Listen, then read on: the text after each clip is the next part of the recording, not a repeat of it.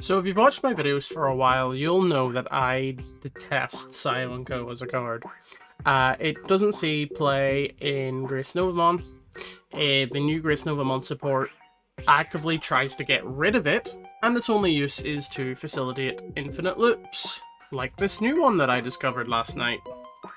Now, just a heads up, this loop is not good. It requires a lot of setup, but it is an infinite turn skip loop, and I personally don't believe that those should exist in our game. So let's explain how this works. What you'll need your SAYO and KOH, obviously. You'll need any number of BT17 or EX9 tie-in mats, doesn't really matter which, we want to have as many of these as possible. We will want to have the new Crescimon from BT22, and we'll want to have any other purple level 5. I've just used the Crescimon, just make things easy, but this can be any purple level 5. In hand, we'll want to have Anubismon, and we'll want to have the BT6 SkullGreymon, who's going to be the main facilitator of our loop. I'm also using this Garurumon to make the loop a bit easier. Not fully necessary, but he cuts down on the number of tie-in mats that we need to have, so it's good to have him. So let's explain how the loop works. We can start on 1 memory, and for the cost of 4, we are going to digivolve our other purple level 5 into Anubismon.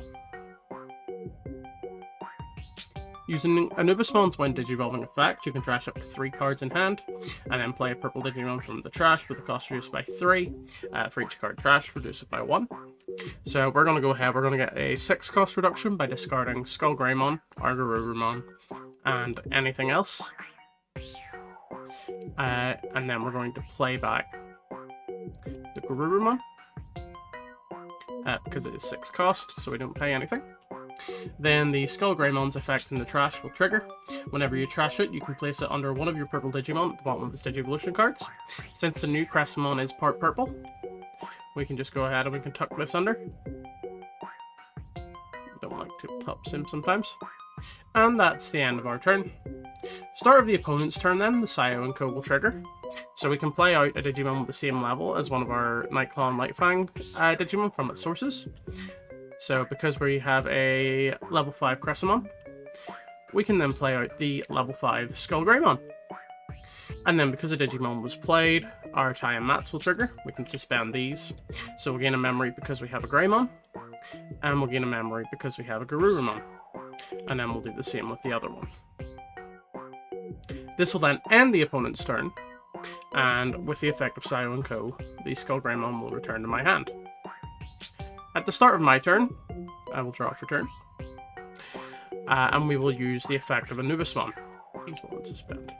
Anubismon's effect will discard SkullGreymon and anything else, and we'll play back out. We'll say this is a purple level 3 or something.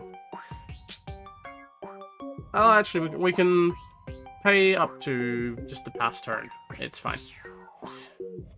And then, with the SkullGreymon's effect in trash, we'll tuck it under Crescimon. Start of the opponent's turn, play out SkullGreymon, tap these.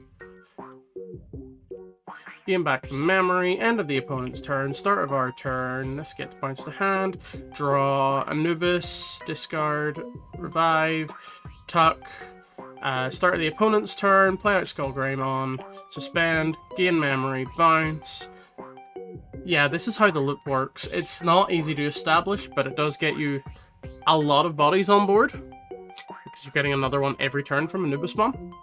It skips the opponent's turn every turn, and it's just kind of toxic if you can get it to go off.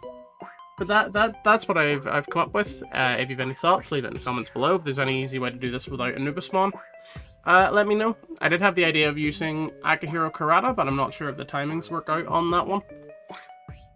But yeah, thanks for watching.